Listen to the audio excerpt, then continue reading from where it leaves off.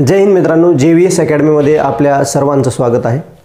आजच्या व्हिडिओ लेक्चरमध्ये आपण असर्टिव्ह सेंटेन्सचं एक्सक्लेमेटरी सेंटेन्स म्हणजेच विधानार्थी वाक्याचं उद्गारवाचक वाक्य करणं हे पाहणार आहोत। असर्टिव्ह सेंटेन्स म्हणजे विधानार्थी वाक्य, त्याचं काय करणार आहोत एक्सक्लेमेटरी म्हणजे उद्गारवाचक वाक्य।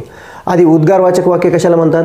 ज्या वाक्यातून तीव्र आनंद, दुःख, आश्चर्य या भावना व्यक्त केल्या जातील ज्या वाक्याच्या माध्यमातून, त्याला आपण काय म्हणतो? उद्गारवाचक वाक्य। इंग्रजीमध्ये उद्गारवाचक वाक्य कशापासून तयार करतात? इंग्रजीमध्ये उद्गारवाचक वाक्य हाऊ किंवा व्हॉट पासून तयार करतात। ॲडजेक्टिव्ह किंवा ॲडवर्ब असेल तर हाऊ पासून उद्गारवाचक वाक्य तयार करतात। वाक्यामध्ये ॲन असेल किंवा ॲडजेक्टिव्ह प्लस नाउन असेल, वाक्यामध्ये ॲन असेल किंवा ॲडजेक्टिव्ह प्लस नाउन असेल तर वाक्याची सुरुवात कशाने करतात? उद्गारवाचक वाक्याची सुरुवात व्हॉटने करतात। आता आपण पर्टिक्युलरली काय करूया? उदाहरण घेऊया। समजा तो खूप हुशार आहे, ही इज व्हेरी क्लेवर। तो खूप हुशार आहे, तर याच्यामध्ये आपण त्याची तीव्रता दाखवण्यासाठी तो खूपच हुशार आहे, नुसता हुशार आहे म्हणलं, तो खूप हुशार आहे, तर या ठिकाणी आपण हा कोणता शब्द वापरला आहे? व्हेरी हा शब्द वापरला आहे। ज्यावेळेस आपल्याला त्या वाक्यातली तीव्रता दाखवायची असेल, तीव्रता आनंदाची, दुःखाची किंवा आश्चर्याची तीव्रता दाखवायची असेल तर आपण कोणते शब्द वापरतो? Terribly, intensely, very, too, so much, tremendously, extremely यासारखे शब्द आपण स्क्रीनवर दाखवल्याप्रमाणे वापरतो। तर ज्यावेळेस आपण उद्गारवाचक वाक्य करू तर यासारखे शब्द आपल्याला वगळायचे आणि त्याच्याऐवजी काय वापरायचं? हाऊ किंवा व्हॉट वापरायचं। म्हणजे या ठिकाणी काय करायला पहा, या ठिकाणी मी या वाक्याचे दोन भाग करतो। करायला पहा, या वाक्याचं हा इकडून एक भाग आणि इकडून हा एक भाग, ठीक आहे। ही इज आणि तिकडे very clever, he is a very clever. तर वाक्यामध्ये किंवा ॲन आहे का रे? वाक्यामध्ये ॲन नाही आहे। ॲडजेक्टिव्ह प्लस नाऊन आहे का? ॲडजेक्टिव्ह क्लेवर, त्याला चिटकून नाऊन आला का? ॲडजेक्टिव्ह प्लस समोर नाऊन आला का? नाही आला, केवळ ॲडजेक्टिव्ह आला क्लेवर आणि ॲन पण आलेलं नाही। म्हणजे या वाक्याची सुरुवात आपण व्हॉटने करणार नाही, तर या वाक्याची सुरुवात कशाने करणार रे? या वाक्याची सुरुवात आपण हाऊने करणार आहेत। कशाने करणार आहेत? हाऊने। तर मग काय म्हणून आपण या वाक्याची सुरुवात करताना कसं करायला पहा? हाऊ, याचा आन्सर काय होईल? हाऊ। आणि नंतर मी या इथून एक रेष मारली पहा, हाऊ नंतर हा व्हेरी शब्द वगळून टाकायचा तुम्हाला, हा, कारण तुम्ही हाऊ आणि व्हॉटमध्ये त्या भावनेची तीव्रता घेऊन टाकली ना, हाऊ आणि व्हॉट या शब्दामध्ये, तर तुम्हाला very, tremendously, extremely, so, too much हे शब्द काय करायचे? वगळायचे। हां, तर हाऊमध्ये त्याची भावना आली, त्याच्यानंतर हाऊ नंतर काय लिहायचं? डायरेक्ट हाऊ नंतर लिहायचं ॲडजेक्टिव्ह, हाऊ क्लेवर लिहिलं। आणि मग या रेषेच्या आधीचा भाग जशाला तसा हे लिहिला ॲडजेक्टिव्ह, मग वाक्याचा राहिलेला भाग जशाला तसा हाऊ क्लेवर ही इज, आणि शेवटी काय द्यायचं आहे? उद्गारवाचक चिन्ह। बरं, हेच वाक्य जर मी असं लिहिलं असतं वरचं, थोडं बारकाईने पहा, हेच वाक्य जर वरचं असं लिहिलं असतं, he is a very clever boy, he is a very clever आणि काय? बॉय। आता वाक्यामध्ये थोडा चेंज झाला आहे, वरी होतं ही इज व्हेरी क्लेवर, आता त्याच्यात नाऊन आला आहे, त्याच्यात सब्जेक्ट आला आहे, करता आला आहे, he is a very clever boy. म्हणजे या वाक्यामध्ये आत्ता काय बदल झाला रे?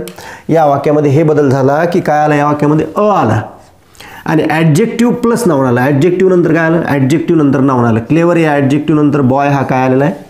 नाऊन आलेला। तर आपण काय म्हणलो?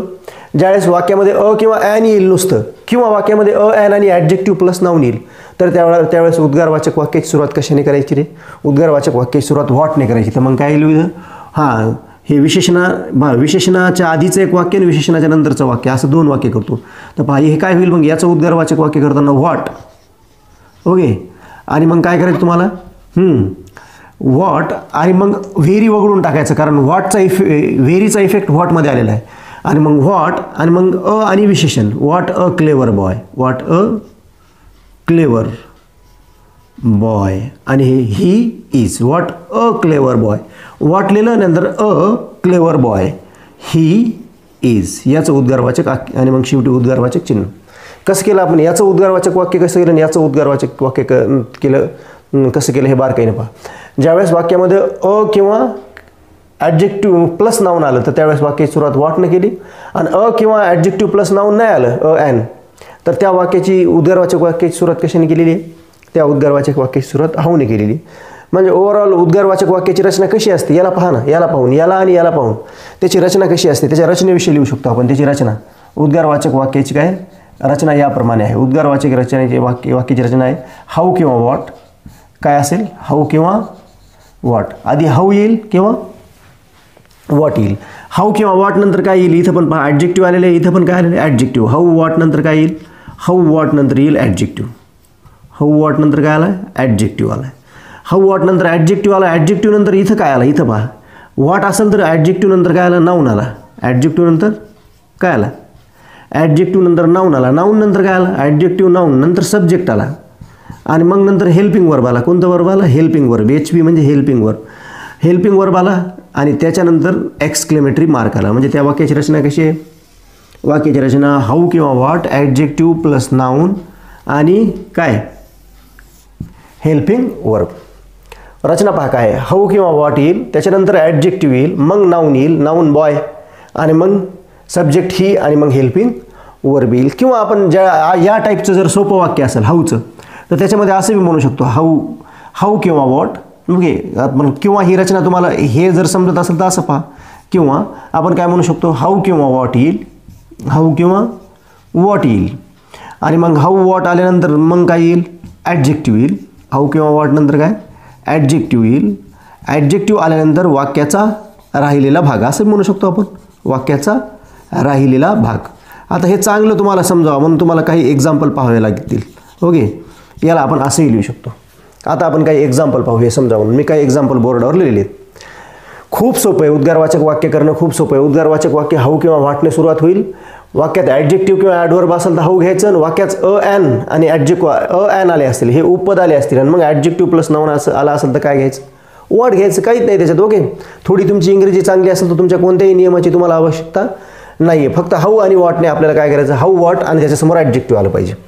त्याच्यानंतर ॲडजेक्टिव्ह कोणतं आहे पहा, याच्यामध्ये ॲडजेक्टिव्ह आहे, याच्यामधला ॲडजेक्टिव्ह आहे पुअर, आणि हे तीव्रतादर्शक शब्द, वाक्याची तीव्रता दाखवणारे, त्या गोष्टीची ॲडजेक्टिव्हची तीव्रता दाखवणारे शब्द व्हेरी, सो, एक्स्ट्रीमली आपल्याला काढून टाकायचे. तर मग या ठिकाणी काय होईल, या ठिकाणी ॲन आहे का, ॲन किंवा ॲडजेक्टिव्ह प्लस नाऊन आहे का, नाही. म्हणजे हे ॲन आणि ॲडजेक्टिव्ह प्लस नाऊन नाही, नुसतं ॲडजेक्टिव्ह आहे, प्लस नाऊन समोर नाही, ॲन बी नाही. म्हणजे याची सुरुवात वॉटने होणार नाही, तर याची सुरुवात कशाने होईल, याची सुरुवात हाऊने होणार आहे. याची सुरुवात कशाने होईल, हाऊ. हाऊ घेतलं, हाऊ नंतर काय घेताल मग ॲडजेक्टिव्ह. ॲडजेक्टिव्ह काय होईल, how poor. How poor. How very poor येणार नाही, हाऊ पुअर, कारण या सोचा अर्थच व्हेरी होतो. मग या हाऊमध्ये त्या सोचा इफेक्ट आलेला आहे. मग हाऊ पुअर हे शब्द वगळून टाकणार आपण. कोणते, आधी व्हिडिओमध्ये आधी सांगितल्याप्रमाणे very, so, extremely, tremendously, really हे शब्द वगळणार आहोत. झाला हाऊ पुअर, आणि त्याच्यानंतर वाक्याचा राहिलेला भाग how poor they were. How poor they were आणि एक्स्ट्रीमली मार्क. आता याच्यामध्ये पहा, याच्यामध्ये किंवा ॲन हे उपपद आलेलं आहे. जर किंवा ॲन हे उपपद आलं, आपण काय म्हणलं, किंवा ॲन हे उपपद आलं तर सरळ सरळ जास्त कशाला टेन्शन घेता, तर कशाने वाक्याची सुरुवात करायची, वॉटने वाक्याची सुरुवात करायची. हां, आणि नंतरचा भाग घेऊन टाकायचा. आणि तुम्हाला रिअली हा शब्द काय करायचा, वगळायचा. Really, so, extremely, tremendously. तर मग इथं वाक्याची एक्स्ट्रीमली वाक्य एक्सक्लेमेटरी सेंटेन्स कशाने सुरुवात होणार इथं, वॉटने. What a wonderful work. Okay, what a wonderful work, adjective नंतरचा भाग, ॲडजेक्टिव्ह नंतरचा भाग, हाऊ किंवा वॉट नंतर ॲडजेक्टिव्ह नंतरचा भाग, वॉट अ वंडरफुल वर्क. आणि मग काय, ॲडजेक्टिव्हच्या आधीचा भाग, तीव्रतादर्शक शब्द वगळून टाकले. How wonderful work it is, it is, आणि शेवटी काय एक्सक्लेमेटरी मार्क. याची सुरुवात कशाने होईल, हाऊने होईल का वॉटने होईल. ॲन हे उपपद आहे, मग ॲडजेक्टिव्ह आहे रफ. रफ रोड असं आहे का समोर, the road was extremely rough. Rough नंतर रोड हा शब्द नाही. म्हणजे याच्यात काय ॲन हे उपपद नाही, मग याची सुरुवात कशाने होईल, ॲन हे उपपद असतील तर वॉटने होईल, हे नसतील तर हाऊने होईल. मग याची सुरुवात काय होईल, हाऊ. Okay, how. हाऊ आणि वॉट नंतर काय ॲडजेक्टिव्ह, कारण एक्स्ट्रीमली, ट्रिमेंडसली, सो, व्हेरी हे शब्द वगळायचे. मग हा शब्द वगळला जाईल, हाऊ रफ. हाऊ रफ झालं. हाऊ वॉट नंतर ॲडजेक्टिव्ह, आणि मग ॲडजेक्टिव्हचं आधीचं the road was. The road was. ठीक आहे. ही वॉक व्हेरी स्लोली, ॲडवर्ब आलेला आहे स्लोली, तर काय घेणार, ॲन हे उपपद आलेलं नाही आहे. ॲन हे उपपद आले तर व्हॉटने सुरुवात करायची, आणि ॲन हे उपपद नाही आले तर हाऊने सुरुवात करायची. मग याच्यात ॲन हे उपपद आलेत का, नाही आलेत, मग याची सुरुवात कशाने होणार, याची सुरुवात होणार हाऊने. हाऊ नंतर ॲडजेक्टिव्ह किंवा ॲडवर्ब, स्लोली घेतला, स्लोली. हां, हा व्हेरी शब्द वगळायचा, व्हेरी सो एक्स्ट्रीमली, आणि विशेषणाच्या आधीचा भाग सगळा, he walk and extremely mark. How किंवा वॉट नंतर विशेषणा, हाऊ किंवा वॉट नंतर विशेषणानंतरचा भाग. ओके. आता याच्यात अँड हे उपपद आलेत का? नाही. मग याची सुरुवात पण कशाने होईल? हाऊने. याची सुरुवात पण होईल हाऊने, हाऊ, आणि विशेषणानंतरचा भाग हाऊ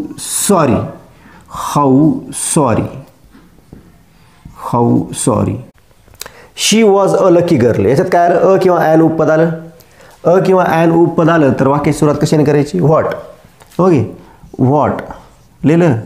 व्हॉट नंतर अ नंतरचा सगळा भाग लिहून टाका. व्हॉट अ लकी गर्ल, आणि मग आधीचा भाग, या रेषेच्या आधीचा भाग, she was. She became very sad. याच्यात अ ॲन नाही आलेलं म्हणून कशाने सुरुवात करणार? हाऊने. हाऊ. मग हे व्हेरी शब्द वगळणार. हाऊ सॅड शी बिकेम, आणि एक्स्ट्रीमली मार्क, एक्सक्लेमेटरी.